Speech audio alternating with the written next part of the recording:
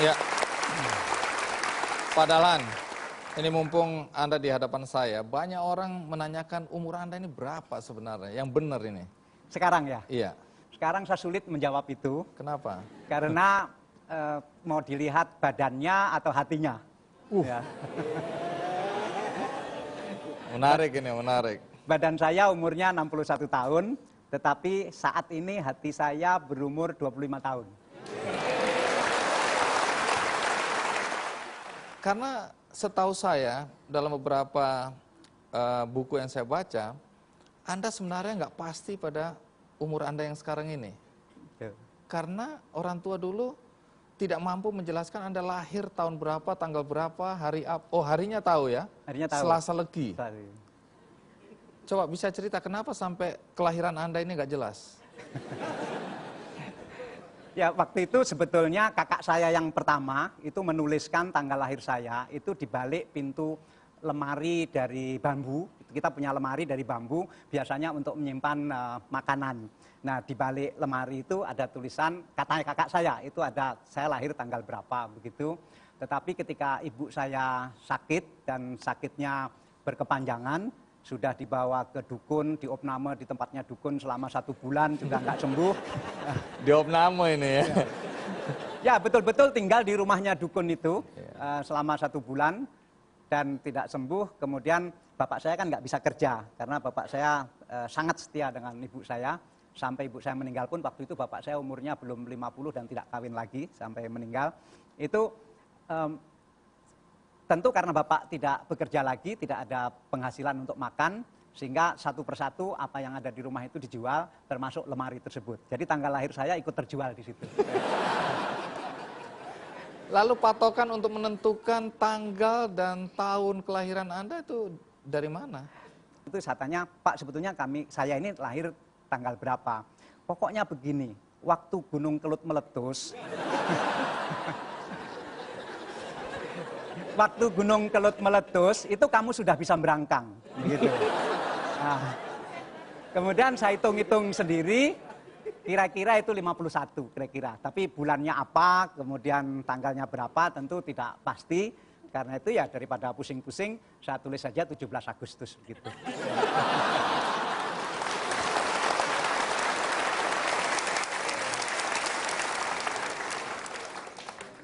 Sewaktu kecil, sarung ini punya arti yang luas ya, secara fungsi bagi Anda. Apa sih fungsi-fungsi sarung yang Anda ingat?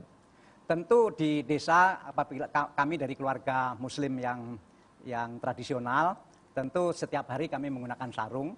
Sarung lebih penting dari celana pada masa itu, sehingga saya pasti punya sarung. Tapi setelah saya renung-renungkan sekarang, tidak ada pakaian yang fleksibelnya melebihi sarung. Fleksibelnya luar biasa. Saya bawa sarung. Jadi saya sudah siapkan sarung.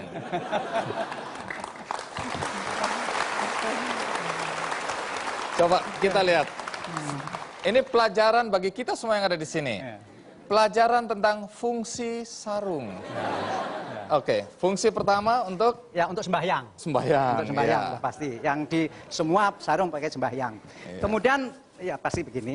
Kemudian fungsi kedua ini untuk menghadiri kondangan. Kondangan itu selamatan itu. Ya. Semua harus pakai sarung.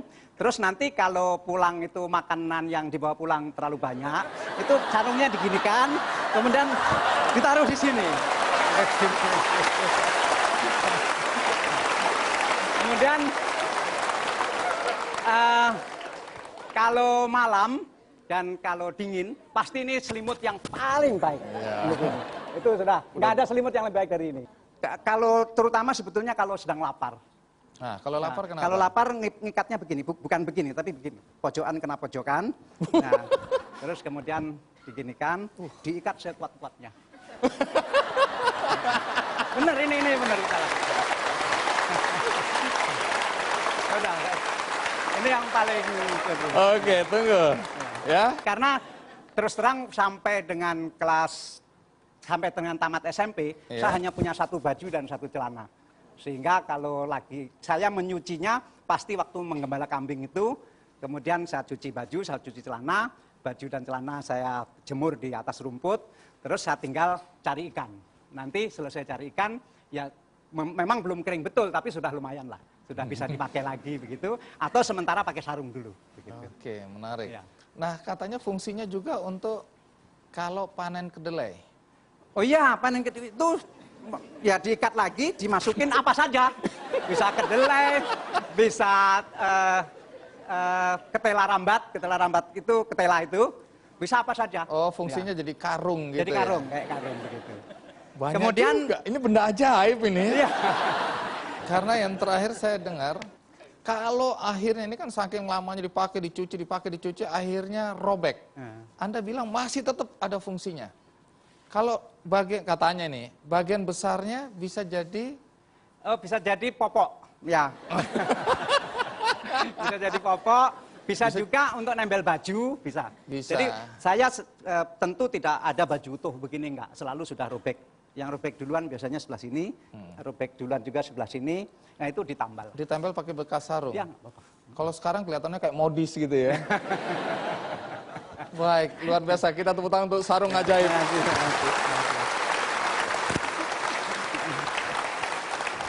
Iya. Tapi Pak Dahlan, ngomong-ngomong, pendidikan formal Anda sampai di mana sih? Saya SD, kemudian madrasah sanawiyah, kemudian madrasah aliyah. Tentu setelah tamat aliyah, pengen kuliah. Tetapi kan tidak mungkin. Orang tua saya begitu miskin. Waktu itu kakak saya juga sudah tidak ada di rumah. Kakak saya sudah transmigrasi ke Kalimantan, ke Samarinda. Karena itu satu-satunya jalan untuk bisa kuliah, saya harus ikut kakak saya itu. Karena di Samarinda ada IAIN, lanjutannya dari aliyah, dan tidak bayar di sana. Karena di luar Jawa waktu itu kan, terutama di Kalimantan, perguruan tinggi itu, yang mau masuk perguruan tinggi saja kan masih sedikit begitu. Nah karena itu saya memutuskan untuk pergi ke Samarinda, ikut kakak, meskipun kakak sendiri masih menempati rumah yang kontrakan, tetapi relatif saya bisa sekolah lagi lah begitu. Itulah untuk pertama kalinya saya melihat kota besar, Surabaya, meskipun hanya lewat, pertama kalinya lihat laut, pertama kalinya naik kapal, dan seterusnya. Tetapi Anda tamat nggak sih? Kuliah saya hanya sampai tahun kedua. Bagaimana cara Anda melalui masa-masa sulit dalam kemiskinan? Nggak semua orang bisa lolos. Tapi bagaimana Anda melalui semua itu? Rasanya ya waktu itu kok tidak menderita juga ya. Saya tidak merasa, aduh kita ini kok menderita ya, kita ini kok miskin begitu. Rasanya itu ya sudah diterima begitu saja, hidup harus dijalani. Lalu siapa orang yang paling berjasa dalam hidup Anda? Kakak saya yang pertama itu, karena dia sangat mirip dengan ibu saya. Tentu orang tua saya yang pertama kali, tetapi saya kan tidak terlalu bisa menghayati peran ibu saya, ya kecuali bahwa ibu biasa menjadi buruh batik, bisa membatik. Ya biasanya saya duduk di pangkuan ibu ketika ibu sedang membatik. Ya kadang-kadang kalau ibu lagi meniup itu canting, gitu ya saya kecipratan canting malam yang panas, itu yang saya kenang. Tetapi yang betul-betul berkorban untuk saya dan adik saya itu kakak saya yang pertama yang sekarang tinggal di Samarinda. Dulu dia guru ibtidaiyah dan dia mengirimkan seluruh gajinya itu untuk kami. Dia sendiri hidup seadanya juga di sana. Itu yang bisa membuat saya selesai aliyah atau SMA itu. Ya.